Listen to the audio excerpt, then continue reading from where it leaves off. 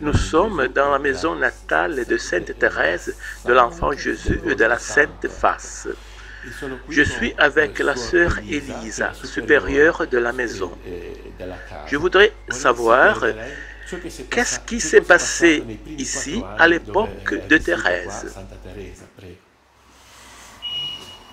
Prima di arrivare a parlare di Teresa vorrei dire che noi siamo nella casa dove ha vissuto una famiglia oggi straordinaria dopo la beatificazione dei genitori di Luigi e di Zelia, ma è anche la casa dove è nata Teresa. Quindi vorrei sottolineare veramente un discorso di casa della famiglia dove è nata la piccola Teresa e dove ha vissuto fino all'età di 4 anni e mezzo, l'età in cui lei ha perso la sua mamma. Vorrei ricordare anche che i due genitori, Luigi e Zelia, hanno vissuto parecchi anni qui a Alençon, si sono sposati a Alençon, hanno avuto 9 figli e Teresa è la nona, l'ultima della famiglia. Dopo il loro matrimonio hanno vissuto a Rue de Pont-Neuf, la casa della famiglia Martin, dove il papà aveva la sua orologeria, mentre dopo sono venuti in questa casa che era la casa della famiglia Guérin e dove ha vissuto Zelia dai 12 anni in avanti. Possiamo dire che Teresa è l'unica dei figli che è nata in questa casa. Gli altri 8 sono nati a Rue de Pont-Neuf. Voi sapete che Teresa è nata il 2 gennaio 1873, 2 giorni dopo è stata battezzata alla Basilica Notre-Dame di Alençon, è divenuta la chiesa madre di Alençon, che è divenuta basilica dal 2009, è battezzata il 4 gennaio 1873.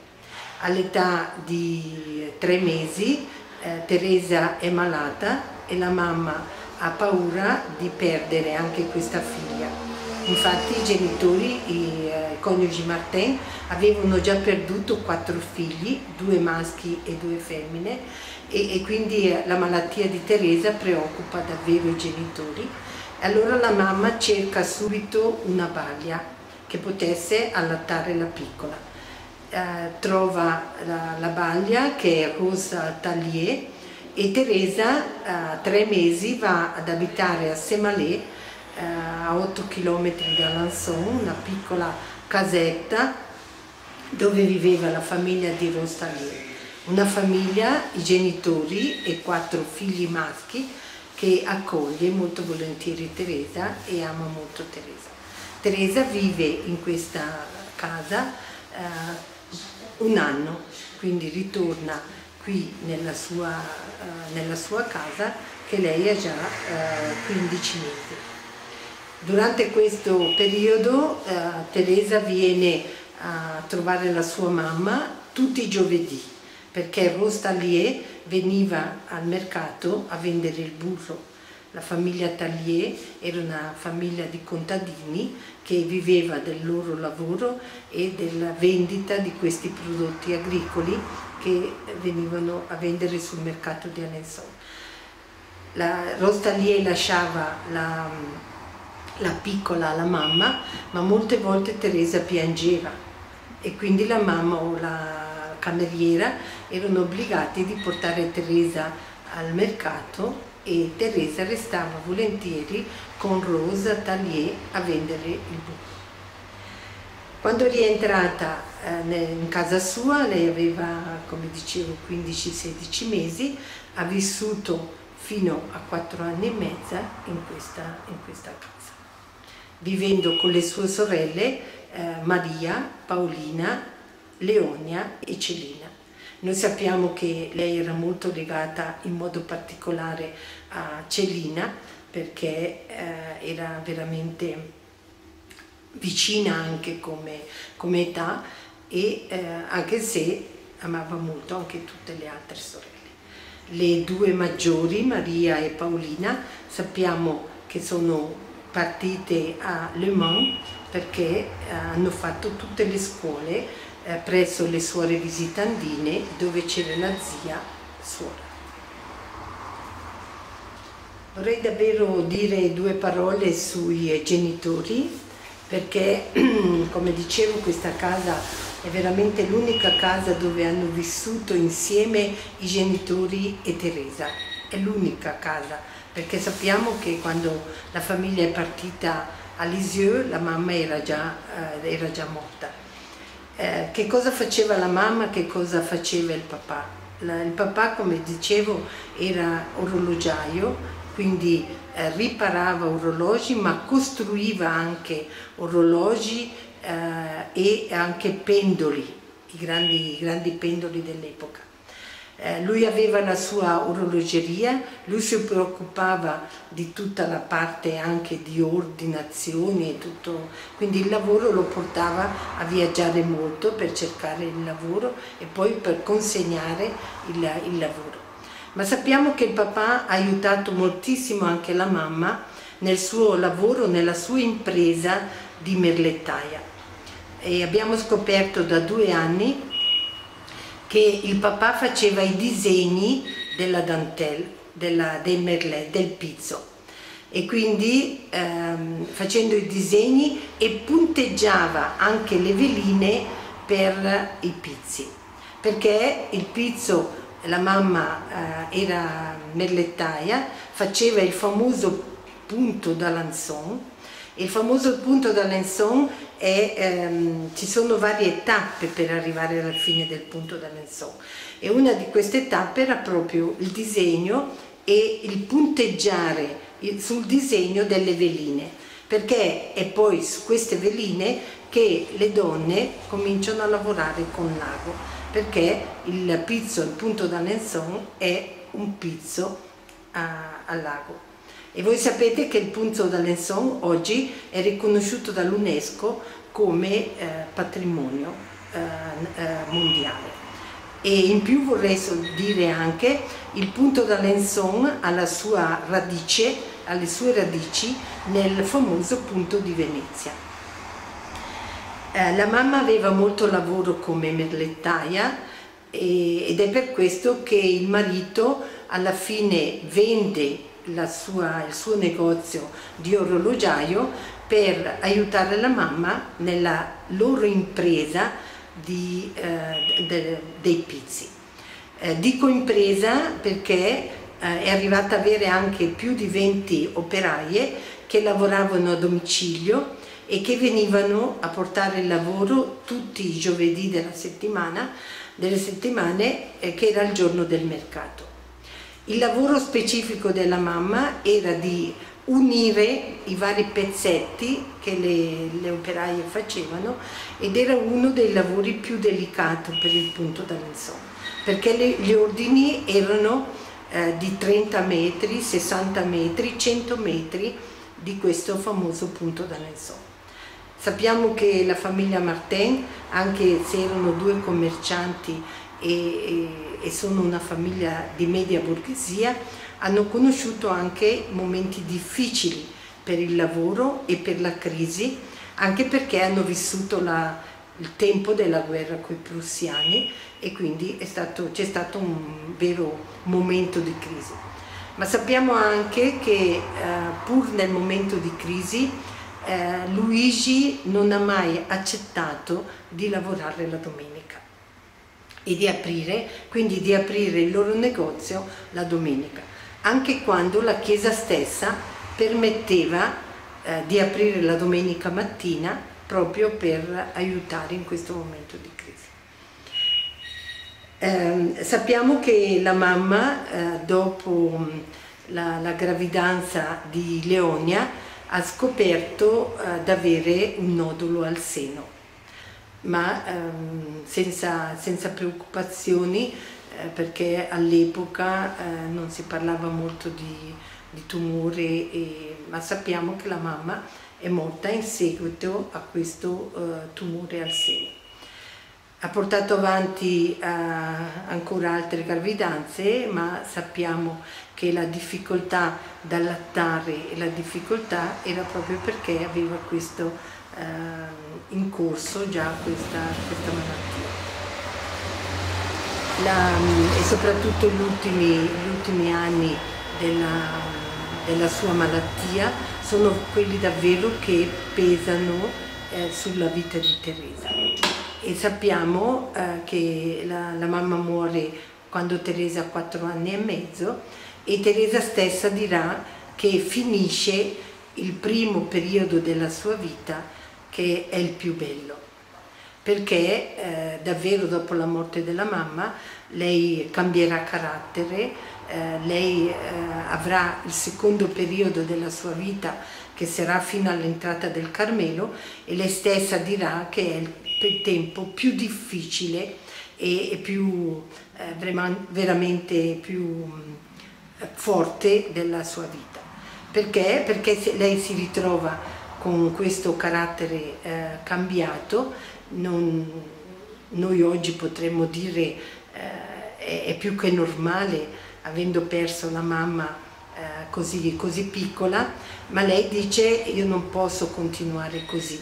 Quindi comincia davvero un cammino di conversione, e questo cammino di conversione sfocerà nella vera conversione di Natale, la notte di Natale del 1886, ma non è qui a Alençon, ma sarà a Lisieux, ai Buissonnet, la casa che la famiglia ha abitato dopo, quando sono partiti di qua. Dopo la morte della mamma, il papà, rimasto solo con le 5 figlie, si è trovato un po' preoccupato, soprattutto per l'impresa dei Pizzi, ma in particolare per le figlie, perché capiva che era da solo davvero a accompagnare 5 figlie minorenni. Allora prende la decisione di avvicinarsi al cognato che era farmacista a Lisieux, Isidore Guérin, anche perché la famiglia era molto legata a Isidore Guérin e a sua moglie, e la mamma aveva un po' affidato a suo fratello le figlie, quindi era un po' il tutore delle figlie. A quel momento Luigi, anche se lo sente molto, perché Luigi ha abitato a Alençon più di 40 anni e quindi aveva tutto un giro di amicizie e di conoscenze molto forti, un legame affettivo molto forte, ma per il bene delle figlie accetta di partire a Lisieux. E a Lisieux sarà il cognato che cerca una casa per loro. Luigi chiede solo una casa con il giardino, perché amava molto la natura, ha sempre amato molto la natura, e quindi le piaceva il giardino. E Monsignor Guérin, il signor Guérin affitterà la casa dei Buissonnet. Quindi è per il bene delle figlie, è per essere più vicino al cognato e alla cognata, per potersi insieme occupare delle 5 minorenni, delle 5 figlie. Teresa che comincia la sua conversione, e la conversione che si completa, anzi potremmo dire che si completa a Notre-Dame des Victoires, quando sarà in viaggio verso Roma per chiedere al Papa il permesso di entrare in convento a 15 anni, ma la conversione comincia la notte di Natale del 1886, quando la sera in cui, tornando dopo la messa, il papà quando lei sale la scala, il papà dirà, io penso che sarà l'ultimo anno quest'anno, per ricevere i doni e per ricevere la calza, la famosa calza. E tutti si aspettano davvero una reazione da Teresa di trovarla in pianto e di trovarla. In un primo momento lei è tentata di fare questo e quindi si rattrista subito, ma a un certo punto dice a se stessa no, e allora si asciuga le lacrime, ridiscende la scala, sorridente, tutti rimangono meravigliati e la festa continua. È da quel momento davvero che Teresa dirà: la mia vita è di nuovo cambiata, io ho ritrovato la Teresa che io ero prima della morte della mia mamma. E quindi è là che comincia il terzo periodo della vita di Teresa. Ma tutto questo, voglio dire ancora, è avvenuto ai Buissonnet, che è l'altra casa dove ha vissuto Teresa quando è partita da questa casa di Alençon. Molte volte la gente che viene a visitare questa casa ci dice: ma perché sono santi i coniugi Martin? Sono beati i coniugi Martin? Perché sono in cammino per essere riconosciuti come santi? Forse perché sono i genitori di una grande santa, di un dottore della Chiesa? Non è per questo. Anzi, potremmo dire che è il contrario. Teresa è santa perché ha imparato la santità dai suoi genitori, e anche perché la vita di santità, il cammino di santità di Luigi di Zelia non è a partire dalla nascita di Teresa, ma è cominciata davvero all'inizio della loro vita con il loro battesimo. E questo è molto importante dirlo, perché la santità di Luigi di Zelia non è una santità di cose straordinarie, non hanno fatto niente di straordinario, ma è una santità vissuta nel quotidiano della loro vita. È per questo che voglio sottolineare l'importanza di questa casa, perché il quotidiano, l'ordinario di una coppia, di una famiglia è dentro la loro casa. Ecco perché e questa santità è davvero di vivere bene l'ordinario, il quotidiano, le cose di ogni giorno, senza pensare a qualche cosa fuori dall'ordinario. E la loro vita quotidiana, la loro vita ordinaria era soprattutto centrata su Dio.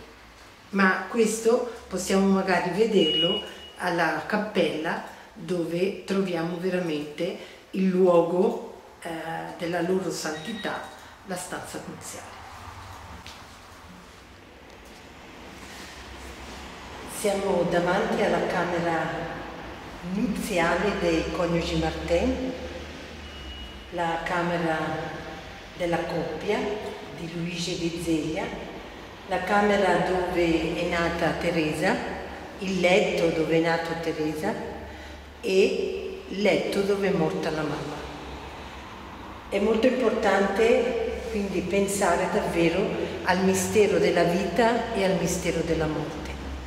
È per questo che su questa porta c'è scritta una bella frase che ha voluto il nostro vescovo di allora, di 4 anni fa, Monsignor Boulanger, oggi vescovo di Bayeux-Lisieux, e questa frase dice: qui vita e morte si sono intrecciati, la famiglia Martin ha imparato a amarsi e ad abbandonarsi alla provvidenza. Questo è il loro motto davvero della vita di santità. Saper coniugare continuamente vita e morte, e sappiamo che la loro vita davvero è stato un insieme di gioie ma anche di tante prove, e hanno sempre vissuto questo intreccio tra vita e morte nella serenità e nell'abbandono totale in Dio. e soprattutto hanno imparato in questa casa ad amarsi, sia come coppia, sia tra genitori e figli. Un'altra cosa molto importante che vorrei dire è che troviamo qui su questi 3 gradini fuori da questa porta, poi spiegherò il senso di questa porta, abbiamo il programma di vita dei coniugi Martin e della famiglia Martin, quindi un programma di vita dove Teresa ha davvero respirato tutta la ricchezza. Su questi 3 gradini sono 3 frasi. La prima, Dio sempre al primo posto. Questa era davvero il motto, era l'essenziale della famiglia Martin, quindi vivere sia la vita di coppia, sia la vita di famiglia, ma sempre guardando verso un'unica meta, Dio. E quindi Dio era davvero al primo posto, il primo servito, come dice Luigi. Il secondo punto, l'amore e la fiducia. E noi sappiamo che è facile amare quando tutto va bene, è più difficile quando invece ci sono le prove e le difficoltà, ma è proprio nel momento della prova e della difficoltà che abbiamo bisogno di fidarci e di abbandonarci. Ecco perché i coniugi Martin hanno davvero saputo coniugare amore, fiducia e abbandono. E sappiamo che Teresa, la sua piccola via, sarà propria amore, fiducia e abbandono. Quindi dove ha respirato Teresa tutto questo se non nel cuore della sua famiglia e in quegli anni che ha vissuto qui con il suo babbo e la sua mamma. Il terzo punto, non meno importante degli altri, ma che è alla conseguenza degli altri, è la carità e la giustizia.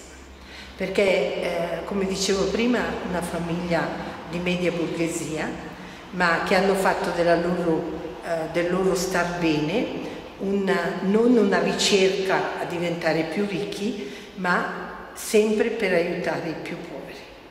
E quindi la carità era davvero di casa, a Casa Martin. E sappiamo che non era una carità solamente facciamo l'elemosina, doniamo la piccola monetina, era la carità fino in fondo. Quindi se incontravano il povero, donavano qualcosa, ma c'era sempre l'invito a venire a mangiare con loro.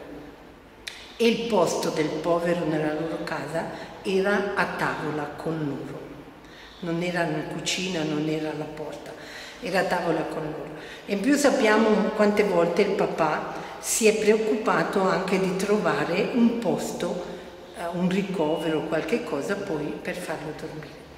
E così anche la mamma, il discorso della giustizia, quante volte la mamma è arrivata anche in tribunale per difendere delle situazioni di maltrattamento di bambini, ricordiamo bene Amandina e anche altri 2 bambini che erano stati un po' maltrattati e la mamma li ha sostenuti e anche protetti fino ad arrivare in tribunale. Quindi davvero la loro vita era impregnata di tutto questo. Quindi il loro programma di vita. Ed è interessante perché sono 3 punti forti ma strettamente collegati tra di loro. Se mettiamo Dio al primo posto, possiamo davvero vivere l'amore che diventa fiducia e abbandono e vivere la vera carità. Vorrei dire ora una parola su questa porta. Come vedete questa stanza è chiusa da un vetro, ma c'è una porta in mezzo.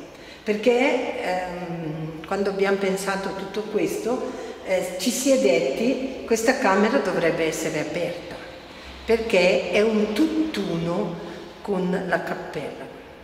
È difficile un po' parlare e dire che una camera da letto sia un tutt'uno con una cappella, ma è proprio perché qui abbiamo la cappella, l'altare, e sull'altare c'è, in ogni Eucaristia avviene l'alleanza tra Dio e l'uomo. Si celebra davvero l'alleanza tra Dio e l'uomo. E in questa camera invece era l'alleanza tra una coppia, in una coppia, e quindi i rapporti, anche i rapporti sessuali, i rapporti come coppia sono davvero alla luce di Dio, e noi sappiamo che Luigi e Zelia, anche prima di ogni rapporto sessuale, pregavano e mettevano tutto nella mano di Dio. Quindi perché questa porta?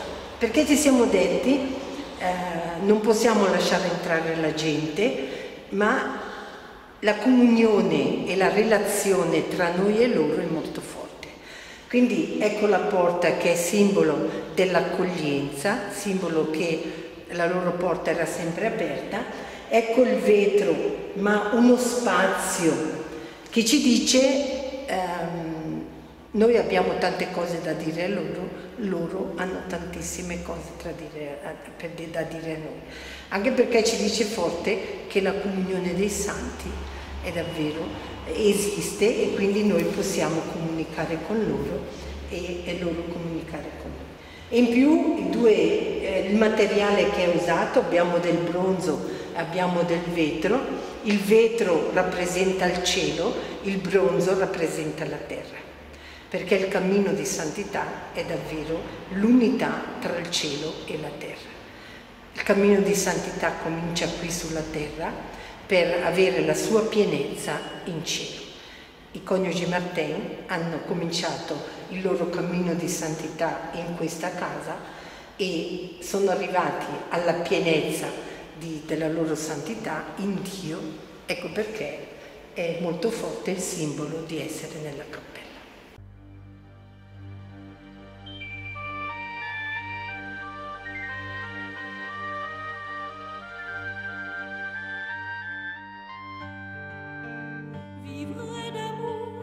C'est vivre de ta vie, roi glorieux, délice des élus. Tu vis pour moi, caché dans une hostie. Je veux pour toi me cacher, ô Jésus. À des amants, il faut la solitude, un cœur à cœur qui dure nuit et jour. Ton seul regard fait ma béatitude. Je vis d'amour, je vis d'amour.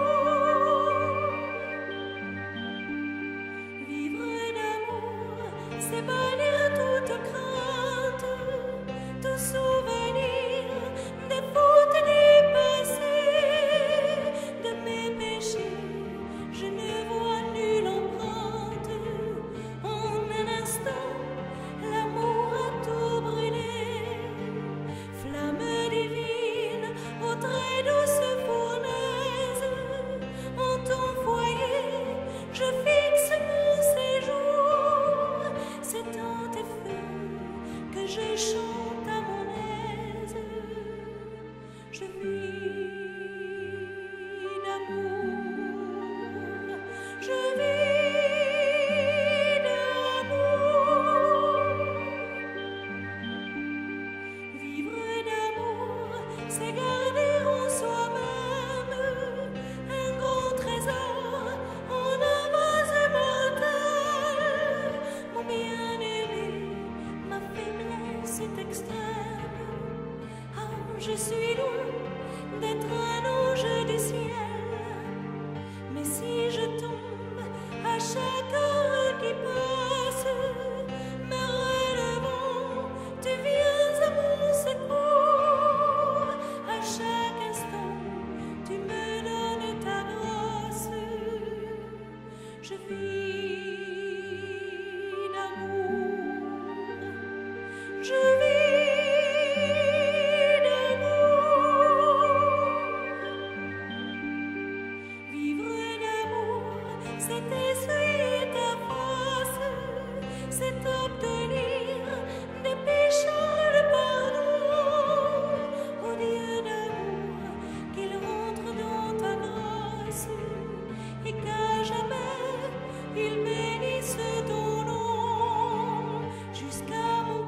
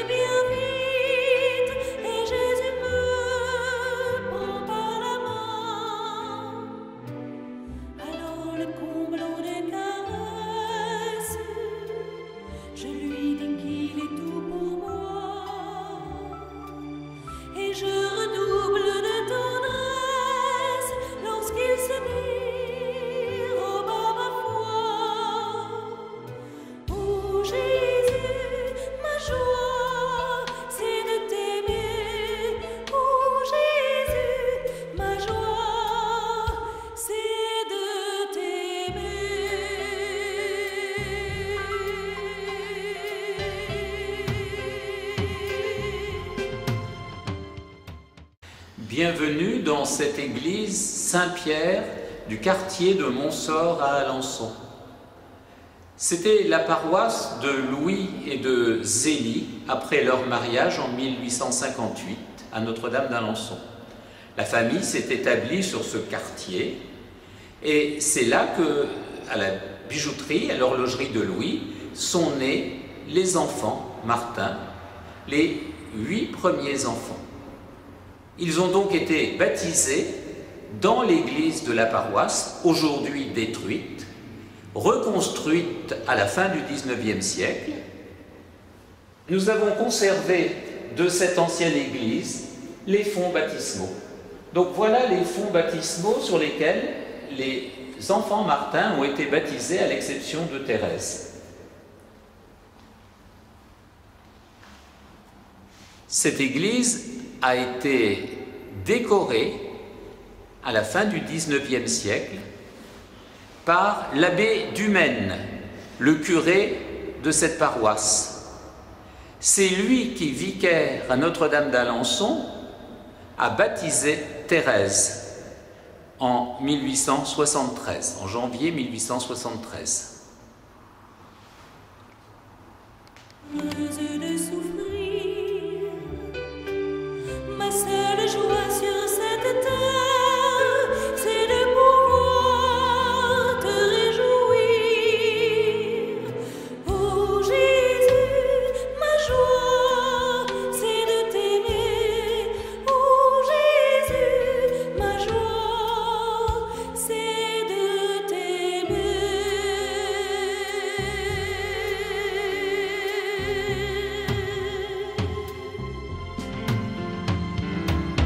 Longtemps encore je veux bien vivre, Seigneur. De Notre-Dame, la statue de Notre-Dame de Lourdes a été offerte par un mosaïste alençonnais, Savy Folliette, en 1984 pour le centenaire de l'église de Montsort. L'artiste a représenté au niveau du visage sa sœur, religieuse d'Évron, décédée il y a 50 ans à l'âge de 50 ans. Une médaille rappelle le souvenir de l'abbé Dumaine, celui qui a baptisé Thérèse et qui est devenu curé de cette église de 1885 à 1890. La même médaille se trouve sur sa tombe à Tinchebray, dans l'Orne. Cette médaille est l'œuvre de Louis Barillet, celui-là même qui va devenir vitrailliste et qui va réaliser le vitrail du baptême de Thérèse pour la basilique Notre-Dame. Facchina, le mosaïste italien, qui œuvra à Paris dans de nombreux édifices, et en particulier à l'Opéra Garnier, est venu dans cette église de Montsort pour réaliser la série des mosaïques. En particulier, l'abbé Dufrige d'Egenette, ordonné dans le diocèse de Sées, devenu curé de la paroisse Notre-Dame des Victoires à Paris, qui offrit sa paroisse à la Vierge. Une antique statue de Notre-Dame de Savonne permettait que l'on prie Marie dans cette église. Elle a été remplacée par Notre-Dame des Victoires.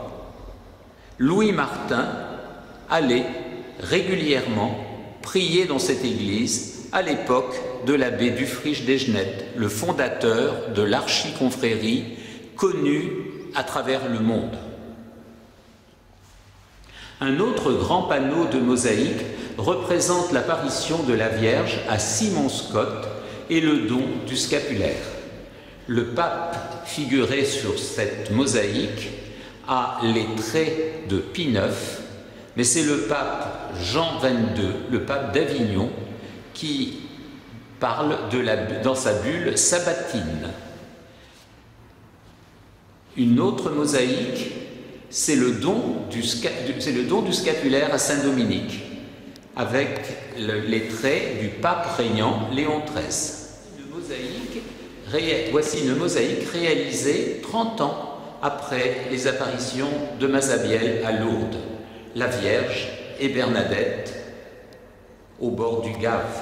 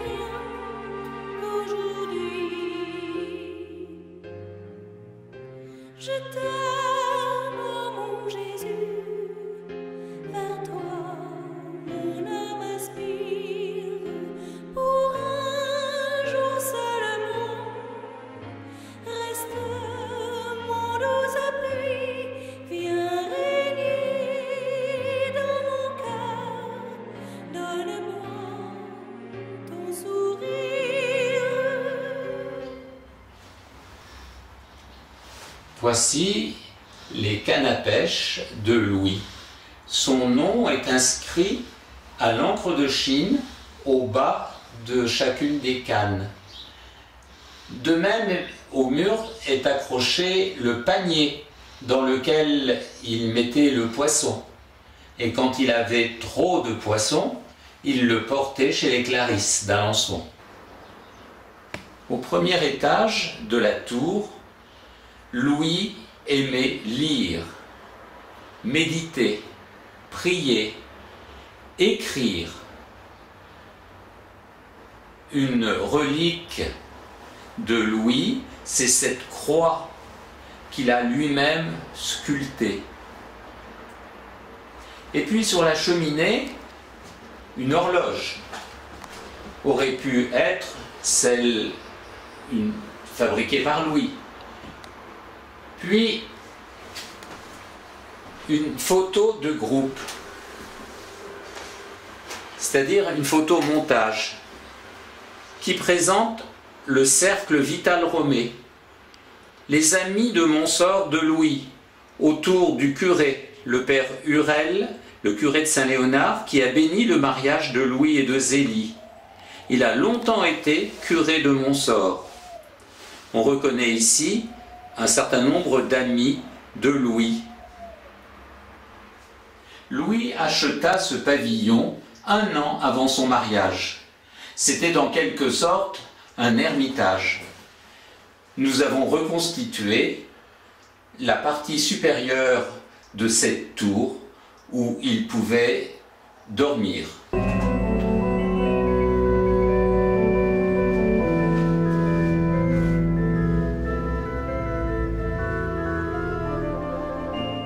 Quand Louis acheta ce pavillon, il était à la campagne, au fond des jardins de la Visitation d'Alençon. Il était longé par une petite ruelle où les femmes de Montsort descendaient pour laver le linge dans la Sarthe, la rivière. Cette cage, cette volière, était celle des Martins.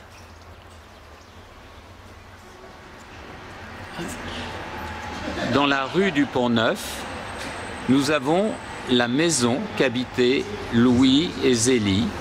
Cette maison était l'horlogerie de Louis. Il s'était installé en 1850. Il s'est marié en 1858 et il a habité cette maison jusqu'en 1871. Date à laquelle il a regagné la maison du père de Zélie, M. Isidore Guérin, rue Saint-Blaise. Tous les enfants Martins sont nés ici, sauf Thérèse. 1909, nous apercevons le pont de Sarthe, le vieux pont, l'unique pont d'Alençon au Moyen-Âge. Et c'est sur ce pont que Louis et Zélie se sont rencontrés au printemps 1858.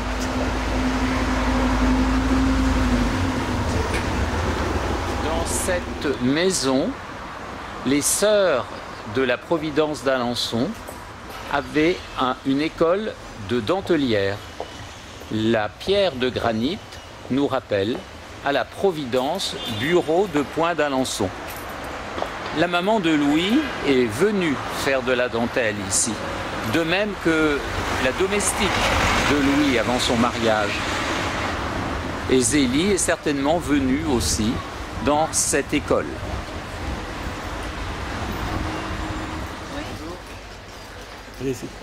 Au début du XVIe siècle, sous le gouvernement de la duchesse Marguerite de Lorraine, ce porche a été construit dans l'art gothique flamboyant.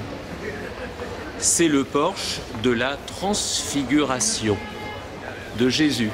Les apôtres, Pierre, Jacques et Jean, sont dans la lumière de la transfiguration.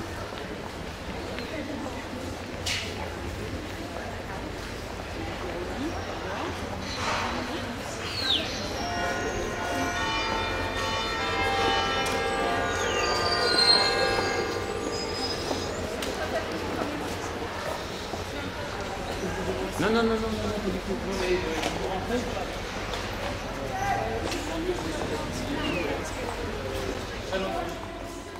La chapelle du baptistère est dédiée depuis 1925 à Thérèse de l'Enfant Jésus et de la Sainte Face. C'est là qu'elle reçut le baptême le samedi 4 janvier 1873. Sur ces fonds baptismaux du XVIIIe siècle, le vitrail de Louis Barillet rappelle cet événement.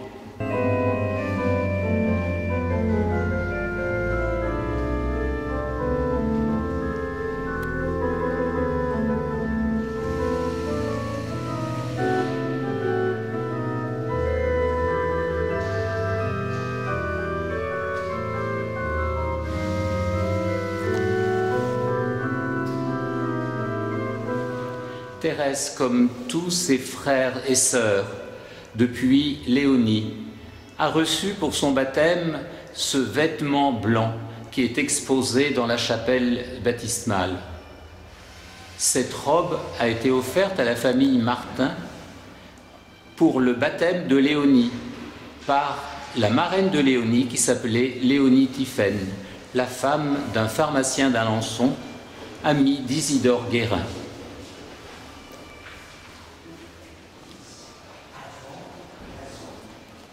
Le décor de mosaïque derrière la statue de Thérèse, suivant le modèle d'un père de la Trappe dans l'Orne, a été réalisé par Louis Barillet, le vitrailliste, sur le thème des roses, de la pluie de roses. Thérèse a écrit « Après ma mort, je ferai tomber une pluie de roses. Je passerai mon ciel à faire du bien sur la terre. »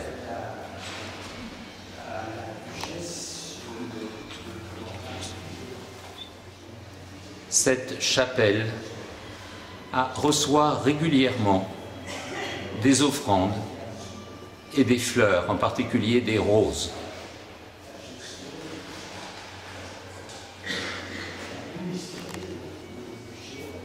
Cette église paroissiale, devenue basilique en 2008, est dédiée à Notre-Dame en son Assomption. La statue au-dessus du maître-autel a été réalisée après la Révolution française.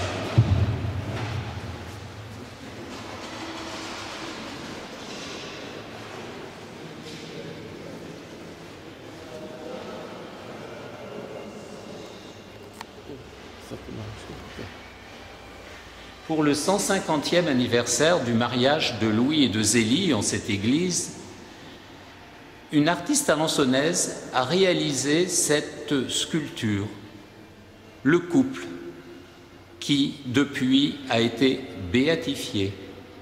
Louis et Zélie, unis par le mariage dans cette église, peut-être devant cet autel. Ils sont solidaires, ils marchent ensemble, ils vont engendrer une famille.